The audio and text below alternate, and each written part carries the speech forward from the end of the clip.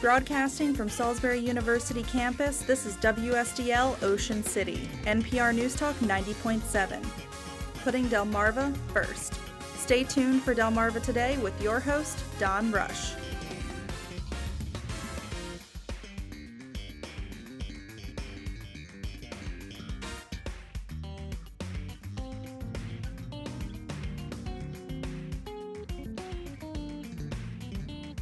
Harriet Tubman is an iconic figure on the Eastern Shore. Now the former slave and abolitionist is being celebrated with a new visitor's center next to the Blackwater National Wildlife Refuge. Welcome to Delmarva Today. This is Don Rush.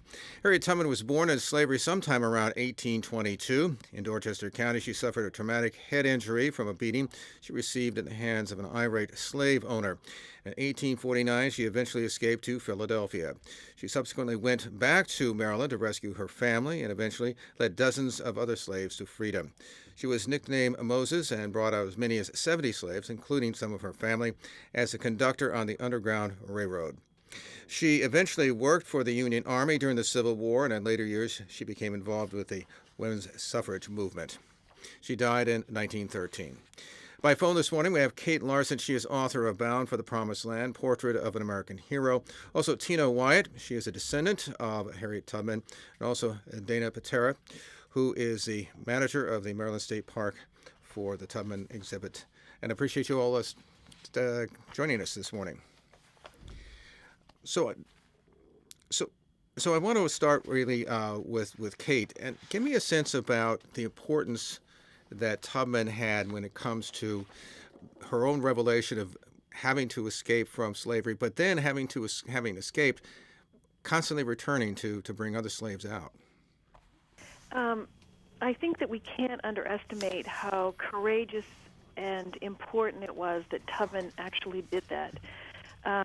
So there were people who escaped and fled to safety elsewhere, but rarely did they return to rescue other people. And that was mostly because it was so incredibly dangerous. And there were a few that did try. Sometimes they were caught. Sometimes they would just come back for one or two, relatives. But Tubman is almost unique in that she returned so many times to bring away family and friends, the people that she loved the most.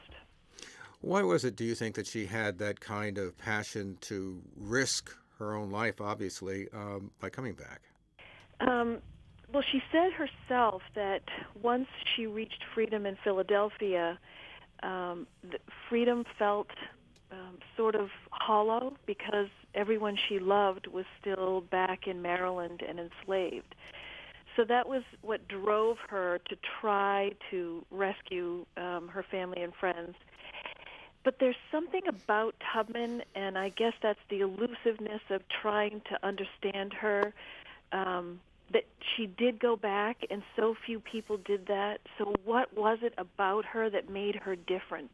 There were lots of courageous people out there, but there was something special about her, and I think we're always trying to figure that out and capture that made her different than most other people.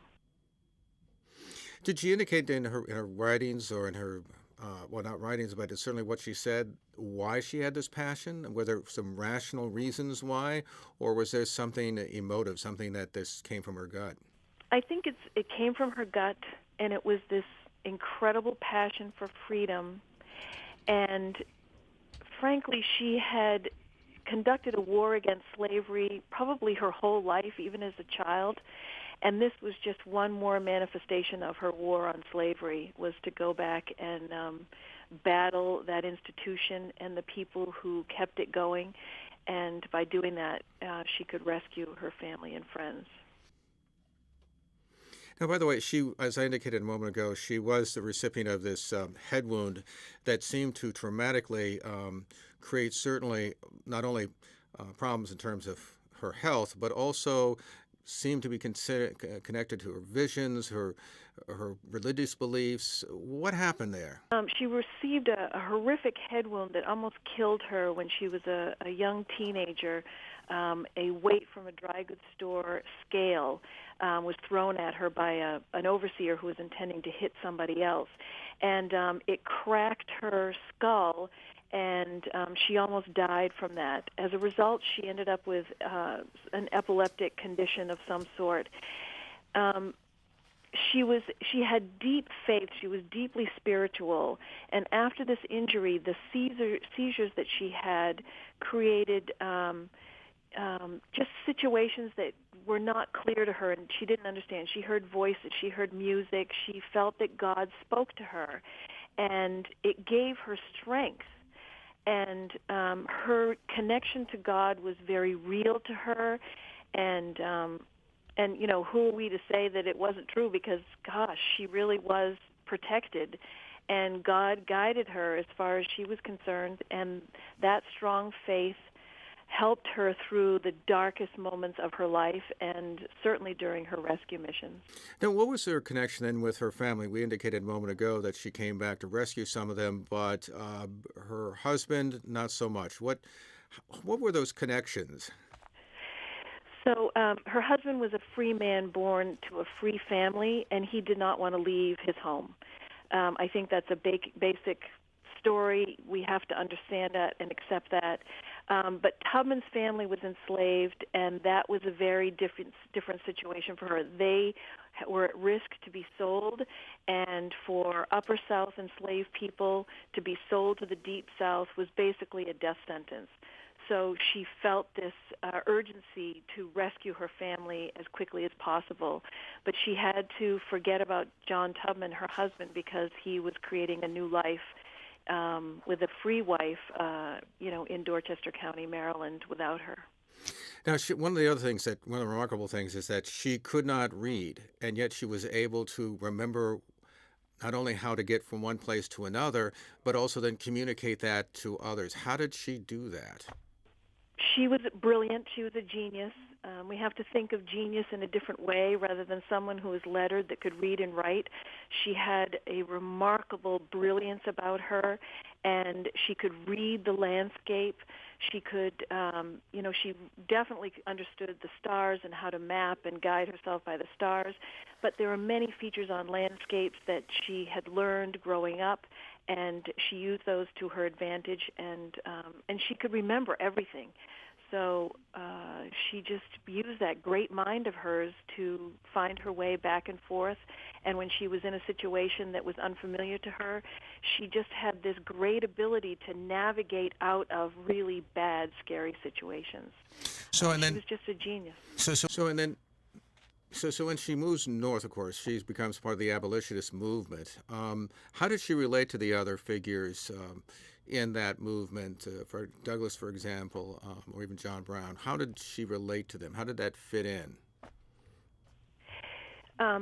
She got to know many of some of the greatest abolitionists of the time, black and white. At first, she was very cautious. She was a very cautious person, rightly so. But they were so impressed by her genius and her brilliance and her courage that they were very attracted to her. And she admired their willingness to go out there and fight to end slavery as well.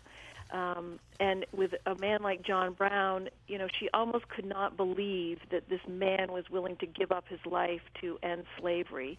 And she greatly admired John Brown. But there were many, many abolitionists that were just, in awe of her ability to navigate back into slave territory and bring people away and survive.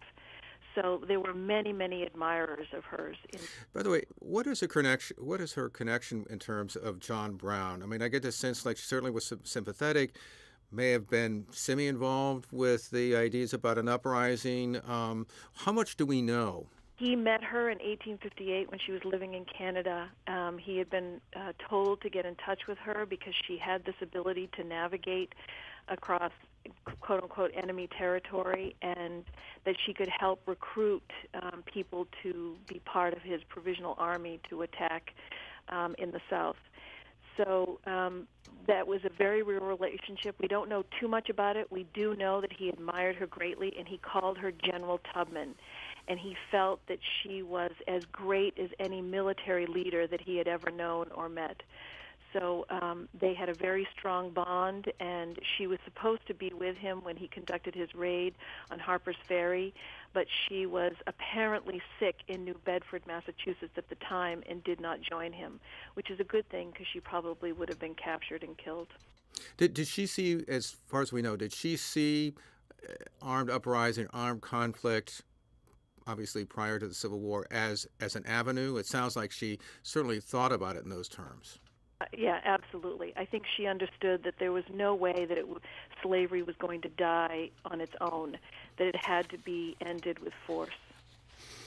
Well, Tina, I want to turn to you. You're a descendant of Harriet Tubman. How are you connected? Well, one thing I want to do is thank you for having me on your Certainly. show, but also to make a correction. Sure. The word descendant, meaning that I come directly from her, where she didn't have any children from her own body, but she did have an adopted child, which we don't know what happened to her. I'm a descendant of one of her siblings, and so that myself being the great-great-great-grandniece, my great-great-great-grandmother was in her, my great-great-grandmother, was on the census as being a 6-year-old child in the home of her grandparents, Rit and Ben at the time. So, in your family, how did you get to know the fact that you had this historic figure in your family? When did you become aware of it? Well, I became aware of it.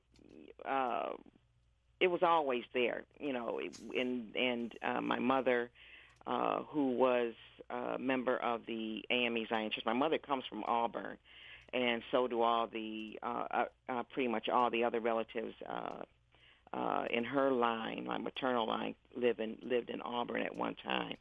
My mother moved from Auburn to Buffalo, and so she was a member of the AME Zion Church, which was the church that that Aunt Harriet became a member of in Auburn. And so we have a conference of the AME Zion Church in different regions. So we were in that region still when she came to Buffalo. The relationship with the church, between the church and between the family, wasn't one that was really a good one. So my mother was always trying to have a voice for the family, as some other members were, and that voice was not welcomed. But what happened during that time, my mother also very spiritual. I remember a picture of her with the bishop at that time, and then the presiding elder as well. And that was the last time there was a problem, a big problem at that time between that voice that they wanted the family to have regarding Aunt Harriet. And that was the last time. And that was what I remember the most about. That's when it came to the forefront, where that relationship and who Aunt Harriet really was to us. But that's something that I never talked about to other people, because the first time I ever did, it wasn't believed. So I learned very early not to share that relationship. But as far as knowing it, I always knew it. And periodically they would talk about different things. When we would go to Auburn, it was almost as if she were still alive. But okay, let's go to the home and let's visit, Aunt Harriet, where she lived, and things like that. So that was always a part of what we did in going there, and we were there seems like every weekend, because we didn't live far from Auburn. We lived in Buffalo, which is only about a 2-hour ride. So my parents spent a lot of time there as well as we did. And then summers, the children, we spent a lot of time there during that time. Did you ever get a sense that when you were there of her own presence, whether it's spiritual or not, or just the fact that she was there, that you looked around, that this was where she had been? Did I feel her presence? Yeah. Well, you know, as far as feeling her presence, it was a place. And I didn't really understand what that meant, her presence, until I became older. And then I began to read what she had dictated to in her book. And then after later reading Kate's book, what I found and became very present to me was how Aunt Harriet, who was really the hub of the family in Auburn, everything circled around her. All the family members, circled around her, and she was the hub. And her beginning of the uplifting and caring and love, that kind of thing was instilled in, at least in my family line, to her, to my great grandmother, to my great grandmother, and then to my grandmother, and then to my mother. That love of God, that love of helping other people, and doing it without expecting anything back, but just doing it because that's what love does. That's what I became aware of, and that presence and that connection to her was for me and through my family. So I'm, just well aware of that now, and where all of that comes from. Let me ask you this. You mentioned a moment ago about a voice in terms of the family, in terms of Tubman. What did you mean by that? What was that about? Just that, that she did have a family that loved her, that she had a family that even during that time, although my mother didn't know her, my grandmother did, and then other people that were elderly at that time had a relationship with her, knew who she was, and knew what it was that she wanted, that legacy of continuing to help and uplift other people and do things like that.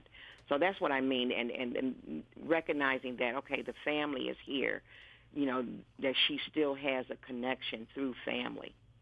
Did you have a sense about what she was personally like in terms of what's been passed down from your family?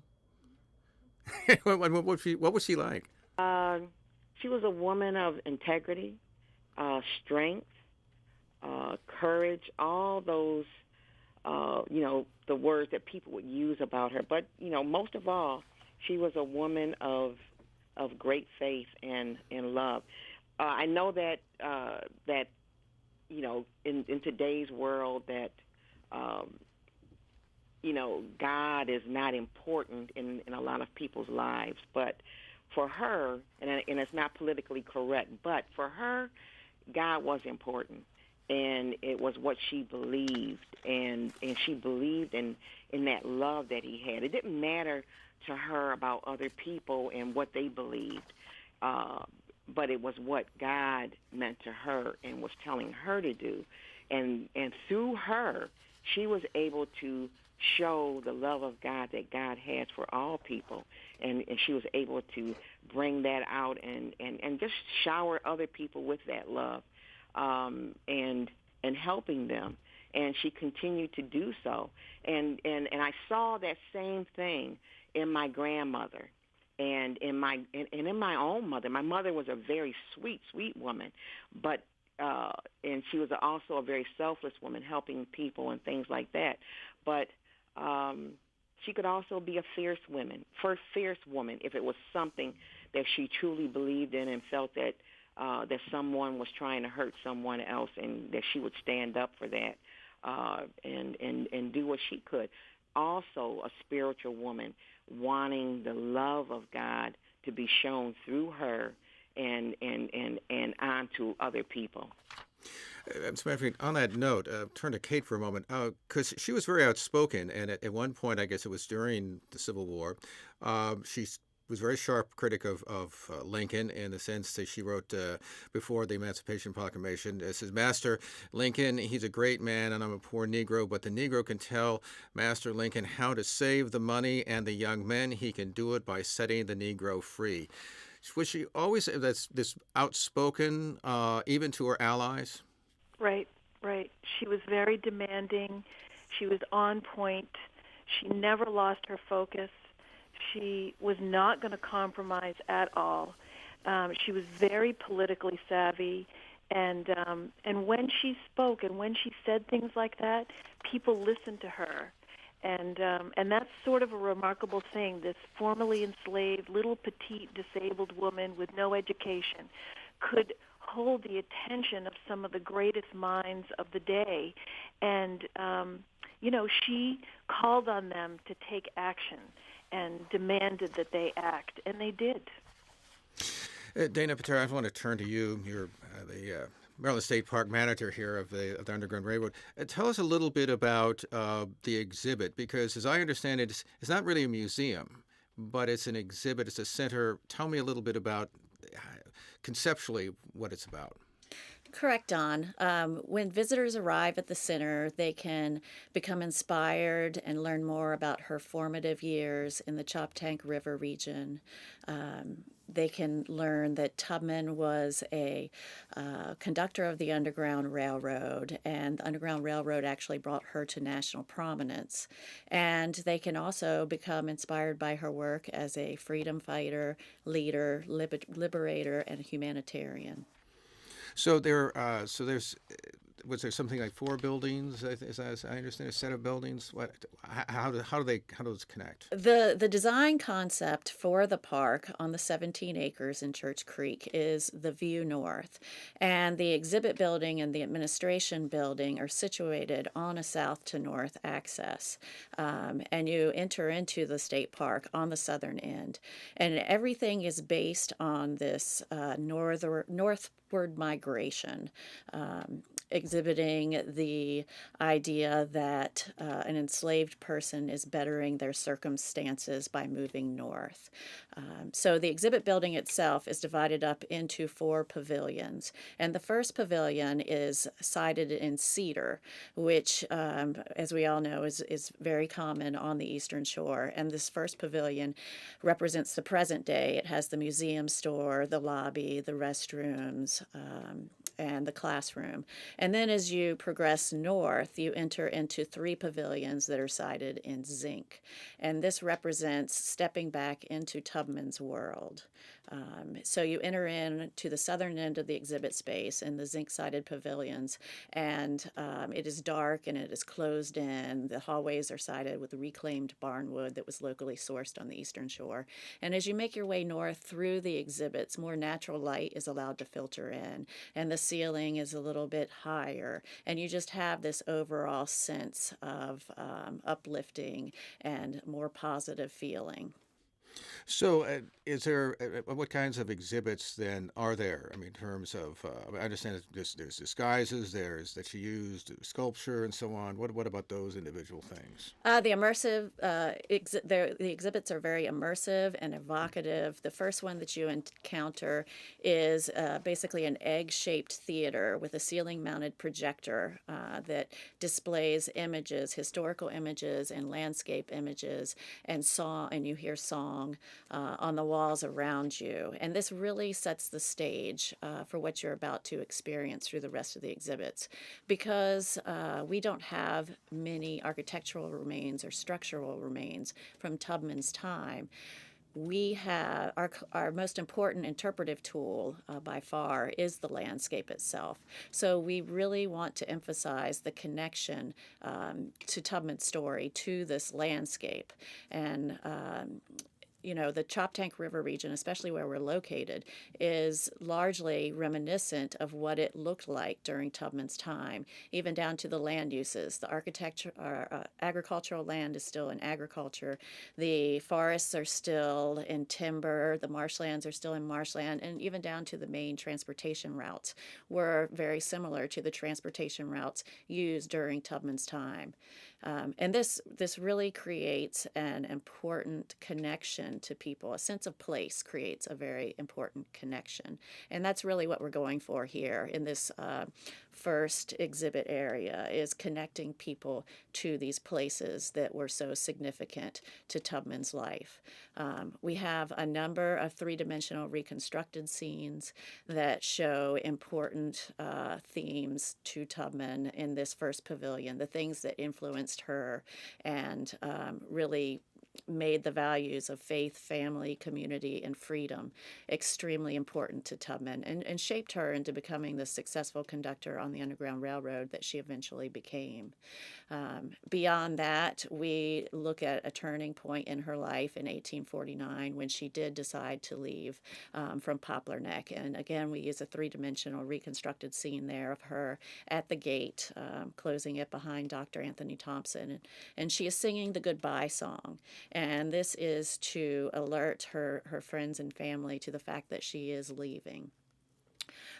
We have another area of the exhibit space we like to call the journey, where we have strips of dark blue material hanging from the ceiling with the stars painted on them. And you see the trees' shadows on the floor and the walls around you. And you hear audio track playing with stories that illustrate the skills and characteristics that made Tubman such a successful conductor on the Underground Railroad. We also talk about some of her key rescue missions, the rescue of her parents, the rescue of her 3 brothers. There's a corn crib. You can actually go inside and listen to that story and hear the rain coming down on the roof of the corn crib. And then, of course, we know that she spent the last half of her life in Auburn, and we certainly want to talk about her work there as well. By the way, do we know, or do you have any sense about where exactly she was born at this point? Do we have any sense, or is it just a generalized area? And I've been out there, and people have said, well, we think she was born on this area or that area. Do we have any sense at all? There is some evidence in the form of a receipt to a midwife that indicates she was born near the Madison community. Okay. And the other thing we should, of course, mention is the fact that not only did she participate in the Civil War, but in the after the Civil War, she clearly became involved with the suffrage movement, worked alongside Susan B. Anthony. Kate, what about that after period in which she began to become involved in the right to vote, and how did that fit into her own sense about what was happening to African Americans at the time, because they were clearly having a tough time of it, certainly after the end of Reconstruction? Well, she had been an advocate for women's rights even before the Civil War started. And then because she was very good friends with Susan B. Anthony, Lucretia Mott, Martha Coffin Wright, these early women's rights activists, she, just had an affinity for that, of course. She would want to have rights just like everybody else.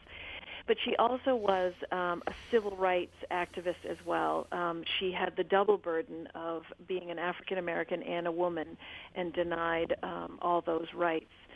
So that when in 1870, when African American men were given the vote and women of all backgrounds were not given the vote, I know that Tubman must have been furious because she had been working so hard, and she still was denied those rights. So for the rest of her life, she campaigned for equal rights for women and civil rights for African Americans. And towards the end of her life, she had a lifelong dream fulfilled of opening up a home for aged and sick African Americans. It was like a nursing home and then a home for the aged that she was able to establish because so many facilities were segregated or there were no facilities available for particularly aging African Americans. So she, fought the battle for the rest of her life to bring dignity, equality, justice, self-determination for all people. By the way, do you get a sense at studying her whether or not she was disappointed in the lack of progress that was made? I know that, I think it was W.E. Du Bois that talked a little bit about this in Black Souls, Souls of Black Folk, that there was a certain disappointment that they had not moved forward enough, that there would have been this hope that there'd be real progress. How does she fit into that discussion? She was disappointed. She absolutely was disappointed. But she didn't let it stop her. She just kept moving. And if you go to Auburn, New York, where she settled for the last 50 years of her life was very different there than it would have been if she had stayed in Maryland. There were opportunities there that were not available in a southern state. The children of her siblings and her grandchildren and their grandchildren, nieces and nephews, could go to school. The schools were desegregated there. The cemeteries were desegregated. And she was greatly admired and lived in a town that admired her and celebrated her. So her life was different, and she understood that her life was different than what it would have been if she had stayed in Maryland. Tina, finally, what do you think the significance of Harriet Tubman is, particularly for this region in which a lot of people look upon her as one of the icons, certainly of the Eastern Shore, even though at her time, of course, there were a lot of folks who didn't view that way in terms of the white folks that were here. What kind of importance, what kind of significance do you think she represents for the Eastern Shore? I think that I'm an outsider. I live in New England, so when I'm down there, I get a sense of it's like a coming home. Finally, she has the recognition that she deserves. And I know that on the opening of the state park, people were overheard saying things like that they themselves had not been back to the Eastern Shore in 30, 40 years, and they never believed this day would come where Harriet Tubman would be celebrated so magnificently. So it's just, I think it's quite amazing, and it's touching, and it's well-deserved for a woman who really is a great American hero. And Tina White, what are your final thoughts? Oftentimes, the children, there are many people that when you say the name Harriet Tubman, don't know that name, they don't understand that name, and they don't know how it's related. And then some that do know it think about the relevancy of her to today, and she is very relevant in terms of you're looking at the proposed budget cuts and how that's going to hurt a lot of people in the very way that she was trying to uplift people. So in her service to others, you see how relevant that is now. And then in terms of the immigration and what's going on, and how I'll never forget this one woman's face that was here for so long. She was just taken and put in the car, and her child was on the outside looking at her, and this look was on her face, and it reminded me of a time when she talked about that was really a catalyst for her to leave, watching her sisters being taken away, torn away from the family. So in that way, and what's going on now is very relevant. How she fought to bring families together and to be a family for those who didn't have family, and to bring her family and keep them together. is very relevant to what's going on now. We've been speaking with Kate Larson. She's author of Bound for the Promised Land, Portrait of American Hero. Also, Tina Wyatt. She is a relative, a distant relative from Harriet Tubman, and also Dana Pateras, and she is the state park manager for the exhibit there. I appreciate you all taking the time to speak with us. Thanks. This has been Delmarva Today. I'm Don Rush. Thanks for listening. Thank you for watching Delmarva Today, a production of Delmarva Public Radio. Production and audio engineering by Chris Rank. Hosted by Don Rush. For podcasts, visit delmarvapublicradio.net or subscribe to the Delmarva Today podcast on iTunes. Delmarva Today can now be seen on PAC 14. For the Delmarva Today schedule, visit pac14.org or view the latest issue of the Daily Times.